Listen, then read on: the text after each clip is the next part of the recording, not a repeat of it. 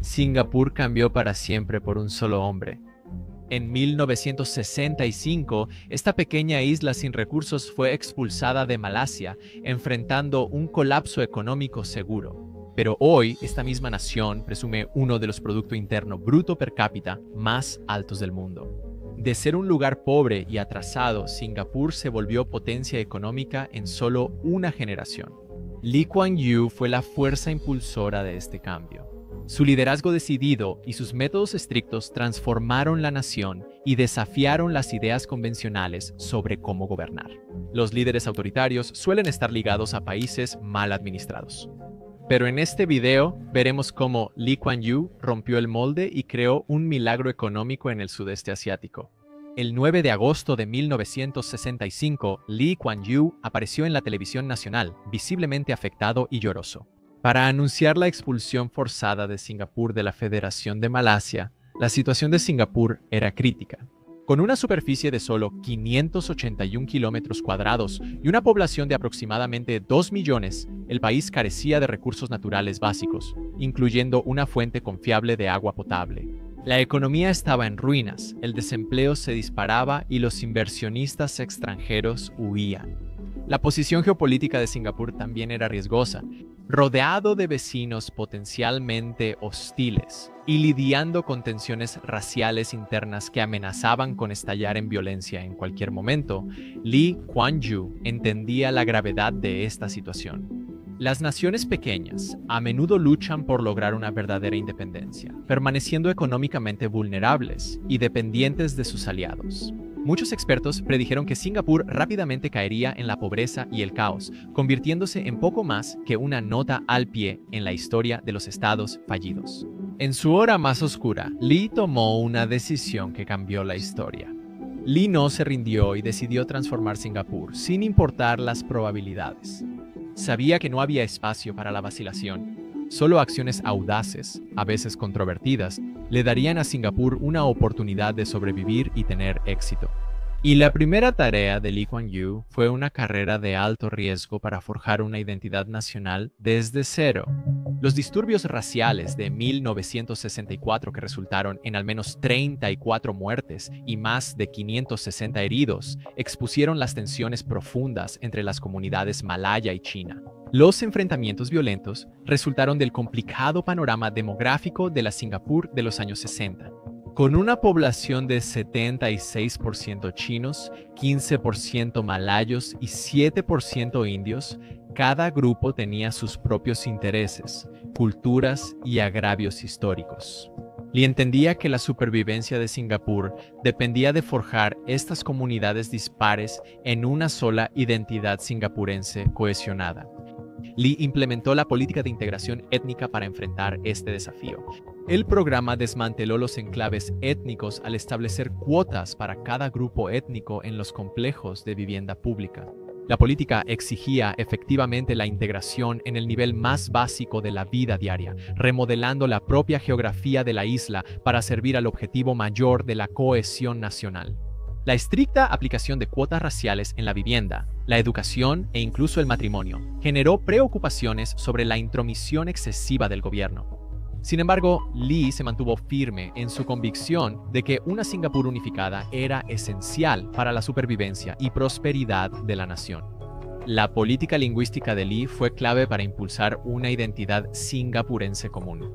El inglés se estableció como el idioma común para la comunicación, mientras que la enseñanza en los idiomas nativos era obligatoria para ayudar a las personas a mantenerse conectadas con sus raíces culturales. Este enfoque tenía como objetivo crear ciudadanos bilingües capaces de desenvolverse tanto en la economía global como en su propio patrimonio cultural. A medida que estas políticas echaban raíces, Singapur experimentó una transformación gradual pero profunda. Una nueva generación creció considerando normal la identidad singapurense. Con el tiempo, Singapur se volvió un ejemplo de armonía racial y los disturbios étnicos quedaron en el pasado. Fue la ingeniería social de Lee la que sentó las bases sobre las cuales se construirían los futuros éxitos de Singapur, preparando el escenario para una de las transformaciones económicas más notables de la historia. La visión de Lee Kuan Yew para Singapur era crear un oasis del primer mundo en una región del tercer mundo. Este ambicioso objetivo parecía completamente inalcanzable para una pequeña isla pobre en recursos en ese momento. Sin embargo, Lee logró una transformación económica que catapultó a Singapur de la pobreza a la prosperidad en solo unas pocas décadas. Los inversionistas extranjeros consideraban riesgoso invertir en Singapur. Lee entendía que para que Singapur sobreviviera y prosperara, necesitaba volverse indispensable para la economía global. Así que se enfocó en crear un entorno favorable para los negocios. La Junta de Desarrollo Económico, establecida en 1961, buscó agresivamente atraer corporaciones multinacionales, ofreciendo un entorno político estable, bajos impuestos corporativos y mínimas restricciones a la propiedad extranjera. Pero eso no bastaba. Para competir globalmente, Singapur requería mano de obra muy calificada. El gobierno de Lee invirtió en educación y capacitación vocacional, formando trabajadores capacitados para las industrias de alta tecnología. La estrategia económica de Lee también aprovechó la ubicación estratégica de Singapur en el estrecho de Malaca. Impulsó un puerto de clase mundial, posicionando a Singapur como centro comercial global. Esta decisión permitió que Singapur se volviera clave en las cadenas de suministro internacionales. El resultado de las políticas económicas de Lee fue asombroso. Para 2015, Singapur se había transformado en una economía de alta tecnología, con inversiones significativas en investigación y desarrollo, impulsando la innovación en todos los sectores. Las tasas de crecimiento del Producto Interno Bruto Nacional superaron frecuentemente a las de países desarrollados, llegando a cifras de 2 dígitos en los años de mayor expansión. El estilo único de autoritarismo de Lee le permitió ser extremadamente pragmático en lo económico y tomar decisiones rápidas para implementar políticas que impulsaran el crecimiento. Este modelo, conocido a menudo como capitalismo de Estado, combina aspectos de los principios del libre mercado con una fuerte dirección gubernamental. Aunque controvertido, resultó ser notablemente efectivo en el contexto singapurense. A medida que la economía de Singapur prosperaba, se unió a las filas de los tigres asiáticos, junto con Hong Kong, Corea del Sur y Taiwán. Estas naciones se destacaron por su rápida industrialización y alto crecimiento de 1960 a 1990. Incluso entre este grupo de élite, Singapur destacó por la rapidez y la magnitud de su transformación. Las tendencias autoritarias que facilitaron la reforma económica también generaron dudas sobre las libertades civiles y políticas. En Singapur, Lee Kuan Yew creía que la democracia al estilo occidental no era adecuada para los desafíos únicos de Singapur, así que su sistema político priorizaba el progreso económico y la estabilidad social por encima de las libertades individuales. Este enfoque se manifestó en un control estricto sobre la prensa y un trato severo hacia la oposición política. Hasta hoy, Singapur sigue en los últimos lugares en rankings globales de libertad de prensa. El uso de demandas por difamación contra periodistas y las estrictas regulaciones de los medios por parte del gobierno han mantenido un férreo control sobre el flujo de información, justificado como necesario para la armonía social.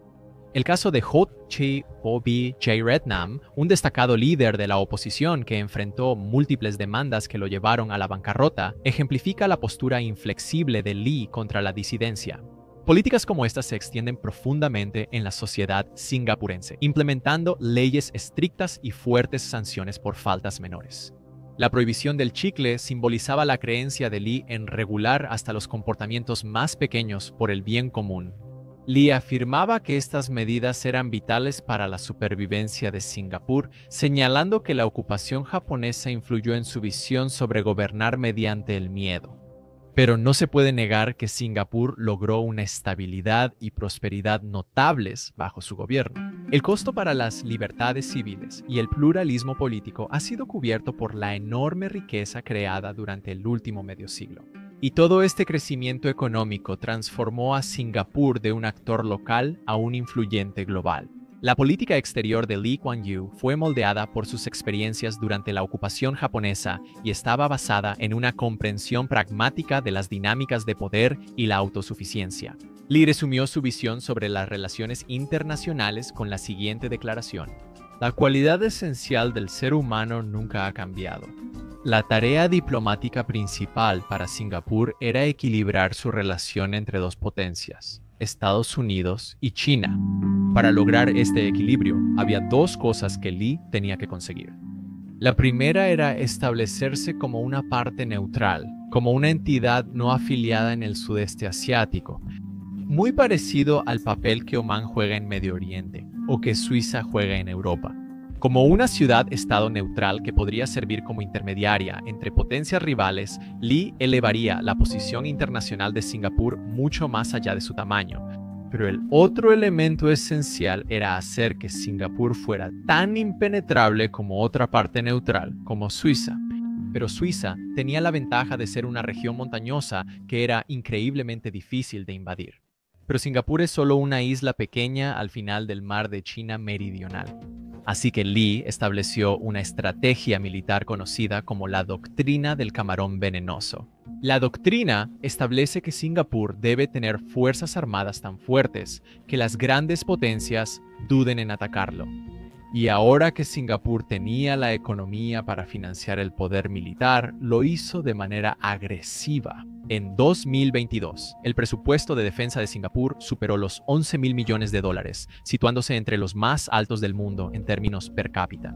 Este alto nivel de gasto refleja la política de defensa de Lee, que reconoce las vulnerabilidades geográficas de Singapur mientras aprovecha su fortaleza económica para crear un poderoso elemento disuasorio. Bajo la dirección de Lee, Singapur ha desarrollado una de las fuerzas armadas más avanzadas de la región.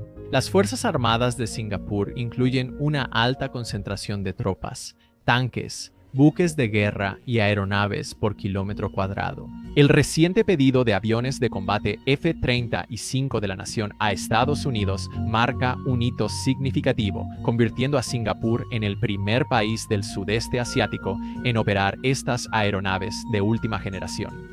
El concepto clave en la defensa de Singapur es la profundidad estratégica. Dado el pequeño tamaño de la nación, hay poca distancia geográfica entre su frontera y sus activos críticos. Esta realidad exige que las Fuerzas Armadas puedan responder rápida y eficazmente a cualquier amenaza, un requisito que se cumple gracias al alto nivel de preparación de las Fuerzas Armadas de Singapur. El servicio militar obligatorio de Singapur exige que todos los hombres sirvan. 2 años de servicio militar aseguran que una fuerza militar bien entrenada y lista sea capaz de movilizarse rápidamente en cualquier momento. La brillantez de juntar todas estas piezas le ha valido a Lee Kuan Yew el reconocimiento de algunas de las figuras más importantes de la política global. El expresidente de Estados Unidos, Barack Obama, se refirió a él como una de las figuras legendarias de Asia. Y Henry Kissinger describió a Lee como una de las asimetrías de la historia, capturando acertadamente su capacidad para ejercer una influencia desproporcionada al tamaño de Singapur.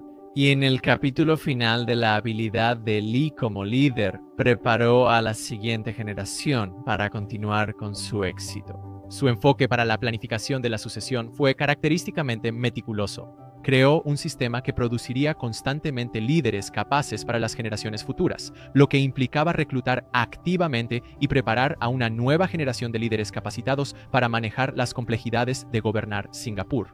Antes de dejar el cargo de primer ministro en 1990, eligió y orientó a personas prometedoras, probando sus habilidades y resiliencia. Goh Chok Tong y Lee Hsien Loong fueron algunos que ascendieron hasta liderar la nación.